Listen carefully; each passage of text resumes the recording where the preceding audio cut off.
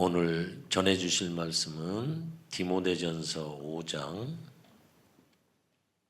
3절에서 16절입니다. 디모데전서 5장 3절에서 16절까지입니다. 찾으셨으면 함께 봉독하도록 하겠습니다. 참 과부인 과부를 존대하십시오. 어떤 과부에게 자녀들이나 손자들이 있으면 그들은 먼저 자기네 가족에게 종교상의 의무를 행하는 것을 배워야 하고 어버이에게 보답하는 것을 배워야 합니다. 이것이 바로 하나님께서 그들에게 원하시는 일입니다. 참 과부로서 의지할 데가 없는 이는 하나님께 소망을 두고 밤낮으로 끊임없이 간구와 기도를 드립니다. 향락에 빠져서 사는 과부는 살아있으나 죽은 것입니다.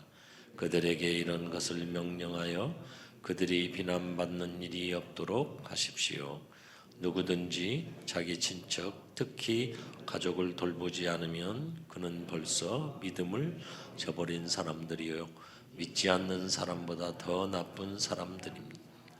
과부로 명부에 올린 이는 60살 덜 되어서 안 되고 한 남편의 아내였던 사람이라야 합니다.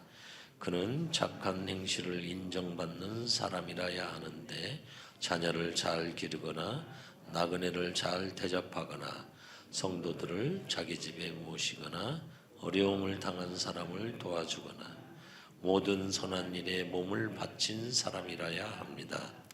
젊은 과부는 명단에 올리는 것을 거절하십시오. 그들은 그리스도를 거슬러 정욕에 이끌리면 결혼을 하고 싶어 할 것이고 처음 사역을 저버렸기 때문에 비난을 받을 것입니다. 또한 그들은 이 집 저 집 돌아다니면서 빈둥거리는 것을 익힐 것입니다. 더욱이 그들은 빈둥거릴 뿐만 아니라 수다를 떨고 남의 일에 참견하고 해서는 안 되는 말을 할 것입니다. 그러므로 젊은 과부들은 재혼을 해서 아이를 낳고 가정을 다스려서 적대들에게 비방할 기회를 조금도 주지 말기를 바랍니다. 어떤 과부들은 이미 곁길로 나가서 사탄을 따라갔습니다. 어떤 여신도의 집안에 과부들이 있거든 그 여신도가 그들을 도와주어야 할 것이요 교회에 짐을 지우지 말아야 할 것입니다. 그렇게 하여야 교회가 참 과부들을 도울 수 있을 것입니다. 아멘. 네, 디모데전서 5장에서 바울은 디모데에게 교회 성도들을 어떻게 대해야 되는지에 대해서 가르침을 주고 있습니다. 특별히 오늘 함께 읽은 3절부터 16절까지의 내용에서는 과부들을 어떻게 대해야 하는지에 대해서 말하고 있습니다. 바울은 과부들을 이렇게 대해야 한다고 말하고 있는데요. 우리 3절 말씀을 다시 한번 함께 읽어보도록 하겠습니다. 참 과부인 과부를 존대하십시오. 아멘. 이 3절 말씀을 통해서 우리는 바울이 디모데에게 전해주고 싶은 것을 두 가지 발견할 수 있습니다. 먼저 첫 번째는 과부는 존대해야 한다. 이 바울은 과부에게 존대하는 태도를 가져야 한다고 말하고 있습니다. 그리고 둘째, 과부는 존대를 해야 하는데 그 중에서도 참 과부를 존대해야 한다.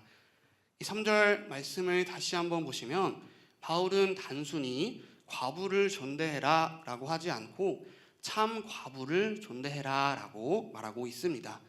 바울은 과부들 중에서도 특별히 참 과부를 존대해야 한다라고 말하고 있습니다.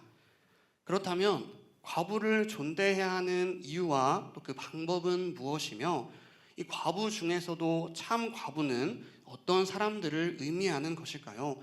함께 하나씩 살펴보도록 하겠습니다. 먼저 바울은 디모데에게 과부를 존대해야 한다라고 말하고 있습니다. 그런데 이는 단순히 디모데라는 개인에게만 해당되는 이야기가 아닙니다. 어떤 한 교회의 리더라는 직분에게만 요구되는 사항이 아니라는 것이죠. 지금 이것은 이 편지를 함께 읽고 있는 에베소 교회 성도들 모두에게 해당되는 이야기입니다. 즉 과부를 존대하는 것은 특정한 사람들만 해야 되는 것이 아니라 교회 전체가 나서서 해야 될 일이라고 바울은 말하고 있는 것입니다. 저희는 지금 주일 설교 시간에 출애굽기 말씀을 듣고 있죠. 하나님은 신의 산에서 언약의 말씀을 주시는데 이를 통해 우리는 하나님이 어떤 분이신지 또 무엇을 원하시는지를 알 수 있습니다. 특별히 출애굽기 22장 말씀에서는 억울한 사람들 또 사회적 약자들을 어떻게 대해야 하는지에 대해서 말씀을 해 주시는데요. 이 말씀을 통해서 우리는 하나님은 사회적 약자를 보호하시고 또 돌보시기를 원하시는 분이시구나 라는 것을 알 수가 있습니다. 그렇기에 과부를 존대하는 것은 교회 안에서 특정한 사람들에게만 주어진 일이 아니라 교회 전체가 나서서 해야 되는 일인 것이죠. 그런데 이 존대한다는 것은 구체적으로 어떻게 해야 하는 것일까요? 단순히 예의를 갖추면 되는 것일까요? 이 남편을 잃고 슬퍼서 그런 어려운 마음을 가지고 있는 이들에게 따뜻하게 위로하고 격려해주면 되는 것일까요? 물론 우리가 그렇게 해야겠죠. 과부가 아니더라도 마음에 어려움이 있는 분들이 계시다면 우리는 당연히 위로하고 격려해 드려야 합니다. 하지만 여기서 말하고 있는 존대는 거기서 더 나아가서 재정적으로 지원을 해주는 것을 의미합니다. 이 당시 여성의 사회적 지위는 굉장히 낮았습니다. 지금은 여성분들이 일을 많이 하고 계시죠. 심지어 어떤 분들은 남성보다 더 인정을 받는 분들도 계십니다. 하지만 이 당시에는 여성으로서 할 수 있는 일이 별로 없었고 그래서 돈을 벌 수도 없었습니다. 이 남편을 잃은 과부가 먹고 사는 현실적인 문제를 해결하는 것은 어쩌면 불가능에 가깝다고 해도 지나치지 않을 것 같습니다. 이러한 이유들로 바울은 교회가 연약하고 도움이 필요한 과부들에게 재정적인 도움을 주는 것이 당연한 것이고 또 그렇게 해야 한다라고 말하고 있는 것입니다. 그런데 바울은 과부들 중에서도 특별히 참 과부들에게만 도움을 주라고 말하고 있습니다. 그렇다면 우리가 아직은 잘 모르지만 이 참 과부라고 불릴 만한 사람들에게는 우리가 재정적인 지원을 해 주어야 하고 또 그렇지 않은 다른 과부들의 어려움은 우리가 외면해도 된다는 그런 뜻일까요? 이 과부들 중에서 도움을 받아야 할 과부가 있고 도움을 받지 않아도 되는 과부가 있는 것일까요? 오늘 본문 속에서 저는 세 종류의 과부를 발견할 수 있었습니다. 먼저 첫 번째 과부는 바울이 존대하라고 했던 참 과부인데요. 참 과부는 이런 사람들입니다. 함께 9절과 10절 말씀을 읽어보도록 하겠습니다. 과부로 명부에 올릴 이는 60살이 덜 되어서는 안 되고 한 남편의 아내였던 사람이라야 합니다. 그는 착한 행실을 인정받는 사람이라야 하는데 자녀를 잘 기르거나 나그네를 잘 대접하거나 성도들을 자기 집에 모시거나 어려움을 당한 사람을 도와주거나 모든 선한 일에 몸을 바친 사람이라야 합니다. 아멘. 이 당시 교회에는 과부 명부가 있었습니다. 이 공식적으로 참 과부로 인정을 받기 위해서는 교회 공식 과부 명부에 이름을 올려야 했습니다. 그런데 그저 과부가 되었다는 이유로 남편을 잃었다는 이유만으로는 이 명부에 이름을 올릴 수가 없었습니다. 어떠한 조건들을 충족해야지만 그 명부에 이름을 올릴 수가 있었습니다. 첫 번째 조건은 나이가 60살이 넘어야 한다는 것입니다. 이 나이 조건이 있는 이유는 뒤에 다른 과부에 대해서 이야기할 때 자세히 살펴보겠지만 아무래도 가장 큰 이유는 현실적인 이유겠죠. 안 그래도 여성으로서 혼자 살아가는 것이 많이 힘이 들 텐데 연로하신 분들은 얼마나 더 힘이 들까요? 이 젊은 여성들은 일할 곳을 구하기가 어려울 뿐이지 어떻게든 구하려고 한다면 구할 수는 있었겠지만 60살이 넘은 연로하신 분들은 그마저도 불가능했을 것입니다. 그렇기에 참 과부가 되어 재정적인 지원을 받을 수 있는 첫 번째 조건에 나이가 있는 것이겠죠. 또 두 번째 조건은 한 남편의 아내였던 사람이어야 한다는 것입니다. 이 한 남편의 아내였다라는 말은 두 가지의 의미로 한번 생각해 볼 수 있을 것 같은데요. 첫 번째는 한 남편의 아내로서 또 결혼 생활을 충실하게 했던 사람이라는 의미로 볼 수 있을 것 같습니다. 그리고 또 다른 의미는 도움을 받을 만한 사람이 없다는 의미인 것 같습니다. 한 남편의 아내였던 사람이라는 말은 다른 남편이 없다는 뜻이겠죠. 과거에도 한 남편밖에 없었고 지금도 이제 재혼을 해서 다른 남편이 있는 것이 아니기 때문에 도움을 줄 누군가가 없다는 의미로도 해석을 할 수가 있습니다. 이 앞선 두 가지의 조건, 나이와 또 남편의 유무를 통해서 참 과부로 인정받기 위해서는 정말로 도움이 필요할 만한 상황에 놓여 있어야 하는구나라는 것을 우리가 알 수 있습니다. 하지만 참 과부는 누군가의 도움이 없이는 살아갈 힘이 없다는 것만으로 명부의 이름을 올릴 수 있는 것이 아니었습니다. 아직 마지막 세 번째 조건이 남아 있는데요. 이 10절 말씀을 다시 한번 보시면 이 참 과부는 착한 행실을 인정받는 사람이어야만 합니다. 자신의 자녀를 잘 길러야 하고 또 나그네를 잘 대접해야 합니다. 그리고 또 성도들을 집으로 모시는 사람이어야 하고 어려움을 당한 사람을 도와주는 그런 사람이어야 합니다.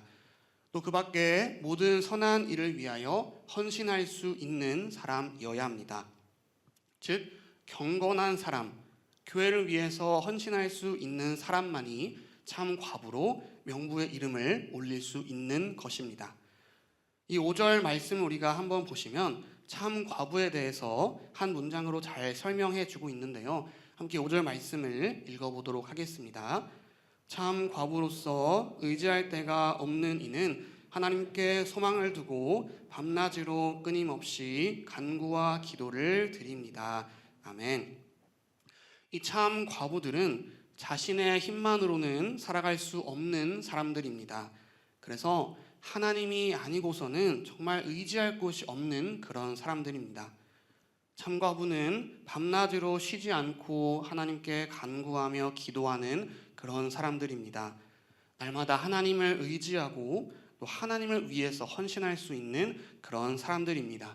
경건함으로 나아가는 사람들입니다.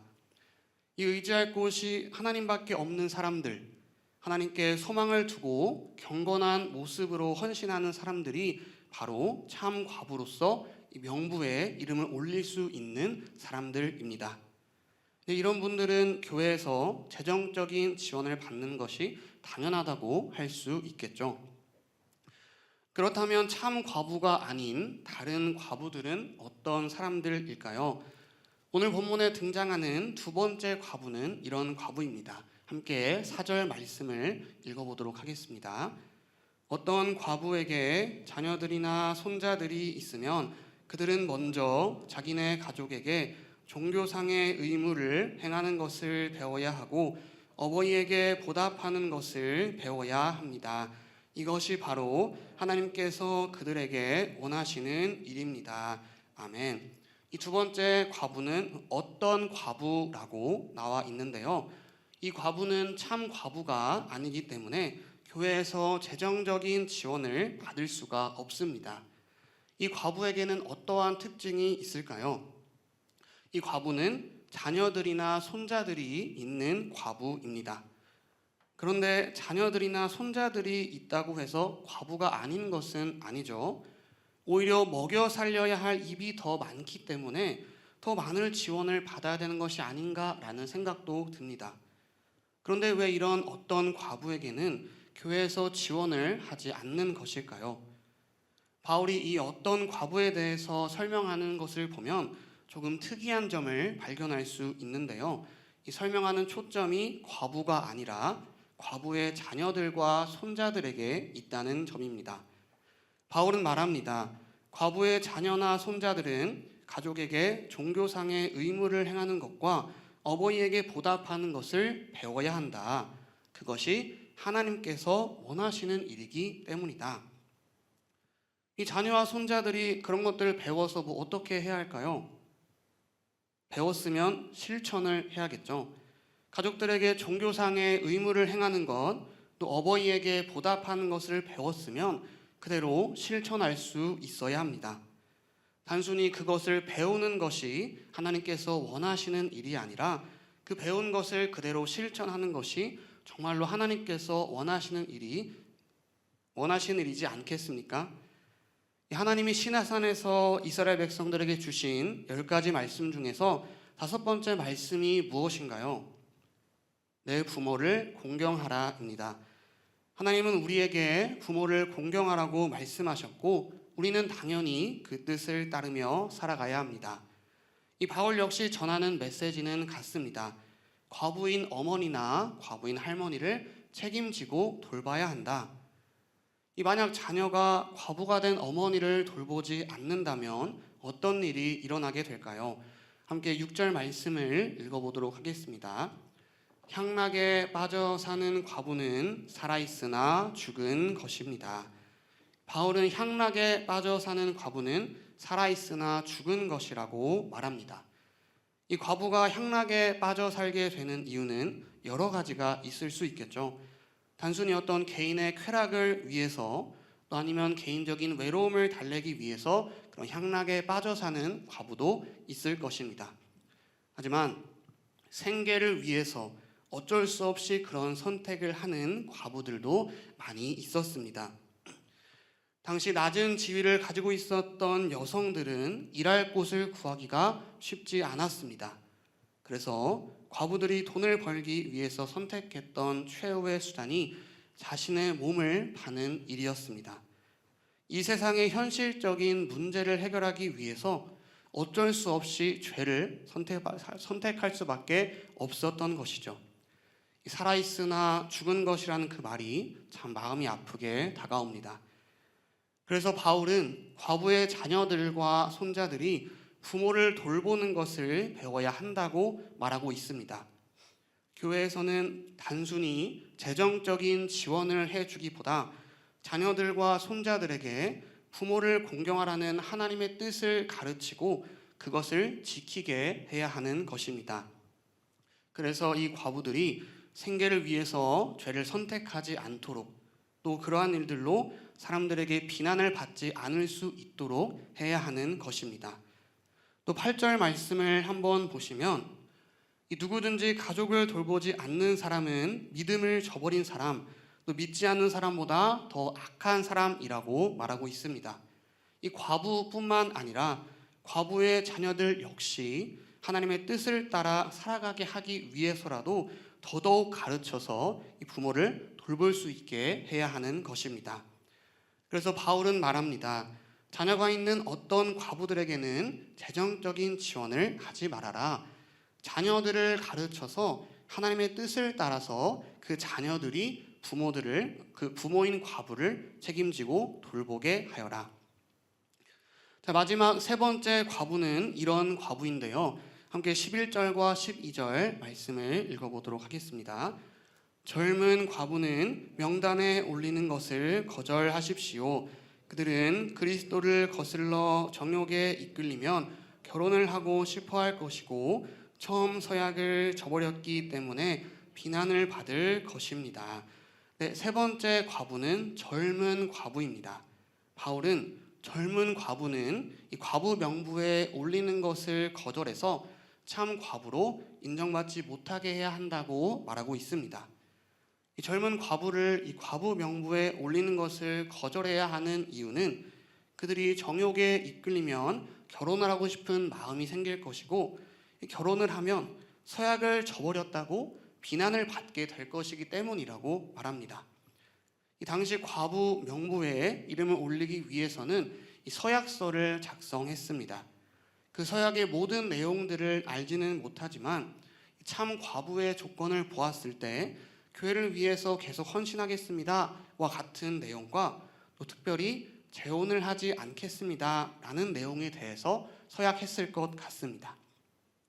이 교회를 위해서 제가 계속 헌신하겠습니다라고 하는 것은 이해가 됩니다. 그런데 왜 재혼을 하지 않겠다고 서약을 해야 했을까요? 성경에서는 재혼을 이렇게 문제라고 말하지는 않습니다. 근데 바울은 왜 성경에서 허용하고 있는 것을 하지 않겠다고 서약까지 하도록 했을까요? 이유는 크게 복잡하지 않습니다. 더 하나님을 의지하고 헌신하는 것에 집중하게 하기 위해서, 또 그리고 재혼을 하면 더 이상 과부가 아니게 되기 때문입니다. 젊은 사람은 아무래도 연로한 사람에 비해서 에너지나 체력도 더 넘치고 정욕도 더 많을 것입니다. 만약 젊은 과부가 그런 정욕에 이끌려서 그리스도를 거스르고자 하는 마음이 생긴다면 결혼을 하고 싶어지게 되겠죠. 그리고 결혼을 해서 재혼을 하게 되면 더 이상 과부가 아니게 됩니다. 재혼을 하면 이 젊은 과부를 돌봐줄 사람이 생기게 되는 것이죠. 사랑하는 사람을 만나서 재혼을 하고 또 돌봐줄 사람이 생기게 되는 것은 너무나 좋은 일입니다. 하지만 누군가는 말할 것입니다. 아니, 재혼을 하지 않겠다고 서약을 했는데 저 사람은 그것을 어겼다. 하나님만 의지한다고 산다고 서약을 했으면서 다른 의지할 사람이 생기니 바로 그 사람에게 가버렸다. 이렇게 누군가에게 비난을 받을 수도 있습니다. 바울은 재혼할 가능성이 있는 젊은 과부들이 다른 이들로부터 비난을 받지 않게 하기 위해서 과부 명부에 올리는 것을 거절하게 한 것입니다. 그런데 젊은 과부를 명부에 올리지 못하게 한 이유는 한 가지가 더 있는데요. 함께 13절 말씀을 읽어보도록 하겠습니다. 또한 그들은 이 집 저 집 돌아다니면서 빈둥거리는 것을 익힐 것입니다. 더욱이 그들은 빈둥거릴 뿐만 아니라 수다를 떨고 남의 일에 참견하고 해서는 안 될 말을 할 것입니다. 이 젊은 과부에게는 아무래도 체력과 에너지가 있죠. 만약 젊은 과부에게 교회에서 재정적인 지원을 해준다면 어떻게 될까요? 이 먹고 사는 문제를 해결하기 위해서 그 힘을 쓰지 않아도 되니 그만큼 체력도 여유가 있을 것이고 또 시간적인 여유도 생기게 될 것입니다. 그러면 13절에서 바울이 말한 것처럼 되겠죠. 이 집 저 집 돌아다니면서 빈둥거리며 시간을 보내게 될 것입니다. 그러다 보면 모여서 수다도 떨게 될 것이고 또 그러다 보면 이런저런 그런 쓸데없는 또 참견도 하게 될 것이고 그러다 보면 또 선을 넘어서 해서는 안 되는 말을 하게 될 수도 있습니다. 결론적으로 공동체에 문제를 일으킬 가능성이 매우 커지겠죠. 그래서 바울은 젊은 과부들에게 이렇게 제안을 하는데요. 함께 14절 말씀을 읽어보도록 하겠습니다. 그러므로 젊은 과부들은 재혼을 해서 아이를 낳고 가정을 다스려서 적대자들에게 비방할 기회를 조금도 주지 말기를 바랍니다. 아멘. 바울의 제안은 이렇습니다. 젊은 과부들은 재혼을 해서 아이를 낳고 가정을 다스리게 해라. 이 하나님께서 여자에게 주신 가치 있는 일을 두 가지 설명하고 있는데요. 먼저 하나는 아이를 낳는 일입니다. 이것은 여자밖에 할 수 없는 일이죠. 남자는 절대 아이를 낳을 수 없습니다. 그리고 또 한 가지는 가정을 다스리는 일입니다. 제가 청년 시절에 한창 못 모르고 살 때에는 바울처럼 혼자 살아도 잘 살 수 있을 것 같다는 그런 생각을 했던 적이 있었습니다. 이 바울에게 물론 많은 동역자들이 있었지만 뭔가 바울 혼자서 그런 온갖 고난들을 이겨내며 살아가는 그런 모습이 멋있어 보이기도 했거든요. 하지만 지금은 그때 제 생각이 얼마나 어리석었는지를 날마다 경험하고 있습니다. 이 아내가 잘 다스리는 가정에서 살아가는 것이 얼마나 행복한지 정말 다 표현할 수가 없을 정도입니다. 바울은 젊은 과부들이 재혼을 하도록 해서 남편을 통해 또 재정적인 문제도 해결되도록 하고 또 남는 에너지와 시간을 공동체의 문제를 일으키는 데 쓰는 것이 아니라 하나님께서 주신 가치 있는 일에 집중하며 살도록 하게 하라고 말합니다. 또한 그래서 다른 이들에게 비난을 받지 않을 수 있게 하라고 말하고 있습니다. 이 바울은 디모데에게 과부들에게 어떤 태도를 보여야 하는지를 통해 교회가 해야 할 일들에 대해서 가르침을 주고 있습니다. 교회는 참 과부들에게 재정적인 지원을 해 주어야 합니다. 또 교회는 자녀가 있는 과부들은 자녀들이 책임지고 돌보도록 가르쳐 지키게 해야 합니다. 또 교회는 젊은 과부들이 재혼을 통해 하나님을 위한 가치 있는 삶을 살도록 해야 합니다. 이 결론은 하나입니다. 교회는 과부들에게 주어진 그 상황에 맞게 가장 좋은 방법으로 도움을 주어야 합니다. 이 단순히 재정적인 도움을 넘어서서 경건한 삶, 하나님을 위해 살아갈 수 있도록 돕고 또 가르치고 지키게 해야 합니다. 과부의 그런 육적인 필요는 물론 영적인 필요도 채워줄 수 있어야 하는 것이죠. 우리 목원교회는 어떨까요? 바울은 디모데에게 이 과부라는 특정한 사람들로 가르침을 주었지만 사실 과부는 우리 주변에 있는 도움이 필요한 연약한 공동체 모두를 의미합니다. 우리 역시 연약하고 도움이 필요한 공동체를 도울 수 있어야겠죠. 우리가 담기 위해 노력하고 있는 그 성경적인 교회의 모습 역시 공동체를 돕는 일에 힘썼습니다. 이 사도행전 2장 45절 말씀을 보시면 이들은 공동체를 위해서 자신의 재산과 소유까지 팔아 그것을 나누며 그렇게 살았습니다.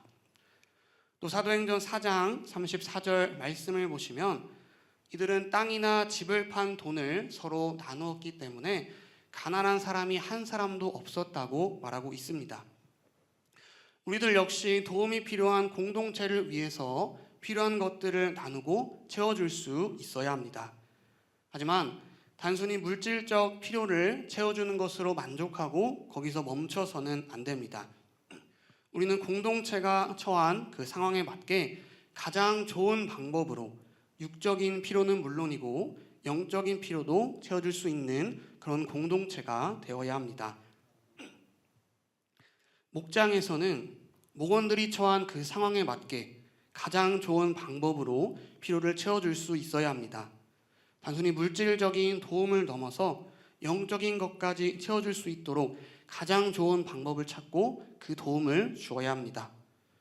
또 각 주일학교 부서에서도 우리 선생님들, 우리 교육목자님들 역시 우리 아이들에게 정말 맞는 도움을 줄 수 있어야 합니다. 이 아이가 배고파할 때 물고기를 주어서 그 순간의 문제를 그냥 해결하기보다는 물고기를 잡는 방법을 가르쳐 주어서 스스로 이겨나갈 수 있게 해야 하듯이 가장 좋은 방법으로 육적인 필요와 영적인 필요까지도 채워줄 수 있어야 합니다. 또한 그런 도움을 주는 아이들로 자랄 수 있도록 가르치고 지키게 해야 할 것입니다. 우리는 함께 하나님의 뜻을 위해 나아가는 교회, 또 하나님께서 기뻐하시는 그런 교회를 세워 나가야 합니다.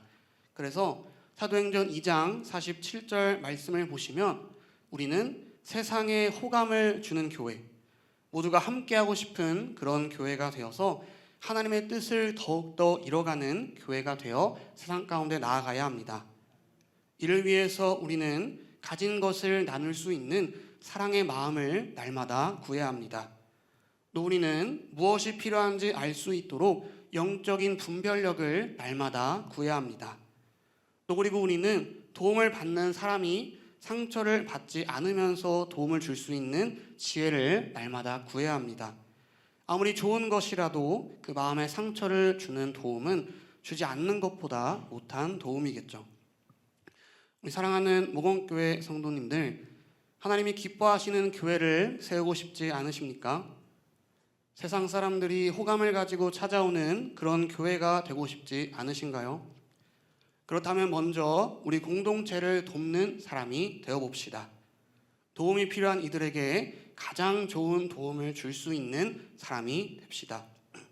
날마다 사랑의 마음을 구하고 또 영적인 분별력을 구하고 또 우리에게 지혜를 구해서 육적인 도움은 물론 영적인 도움까지도 줄 수 있는 그런 교회를 우리가 함께 세워나가길 소망합니다. 우리 모두가 그런 교회를 세워가는 아름다운 공동체가 될 수 있기를 주님의 이름으로 축복합니다.